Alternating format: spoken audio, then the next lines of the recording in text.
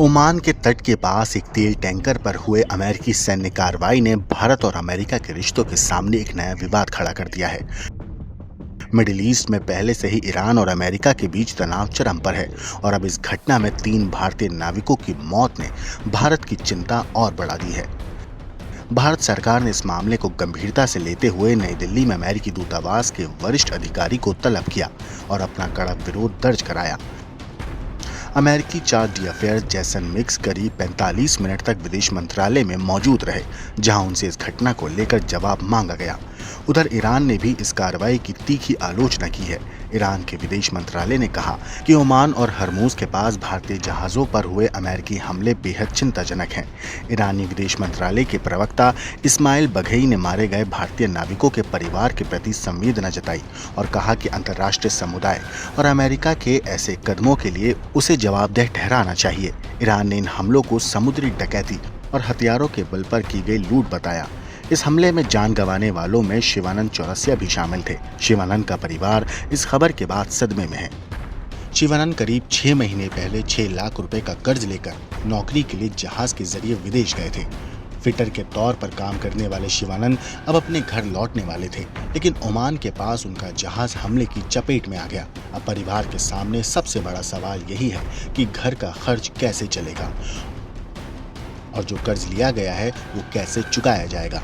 अब तक भारत की सबसे बड़ी चिंता ये थी कि ईरान अमेरिका तनाव के कारण तेल और गैस की सप्लाई प्रभावित हो सकती है, लेकिन अब एक नई चिंता सामने आ गई है।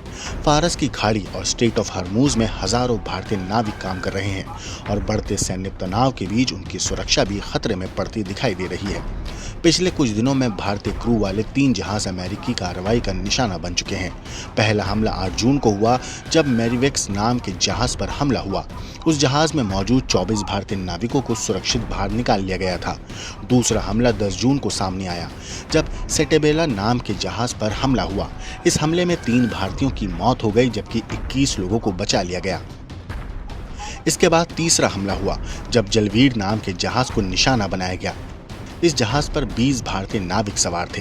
तीनों घटनाएं ओमान और स्ट्रेट ऑफ हरमूज के पास के समुद्री इलाकों में हुई।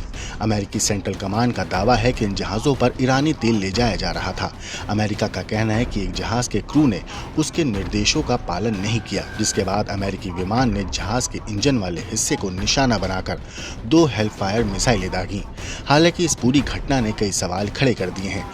भारत और अमेरिका क्वाड जैसे रणनीतिक समूह में साझेदार हैं, जो दुनिया में समुद्री रास्तों पर स्वतंत्र और सुरक्षित आवाजाही की बात करता है। क्वाड में भारत, अमेरिका, जापान और ऑस्ट्रेलिया शामिल है, लेकिन अब सवाल उठ रहा है कि अगर समुद्री रास्तों की सुरक्षा और आज़ादी की बात की जाती है तो फिर ऐसे हमले उस सिद्धांत के साथ कैसे मेल खाते हैं। फिलहाल इस घटना ने सिर्फ 3 भारतीय परिवारों को ही नहीं बल्कि भारत सरकार के फिलहाल इस घटना ने सिर्फ 3 भारतीय परिवारों को ही नहीं झंझोरा, बल्कि भारत सरकार के सामने भी एक नई कूटनीतिक और मानवीय चुनौती खड़ी कर दी है। ब्यूरो रिपोर्ट, क्राइम तक।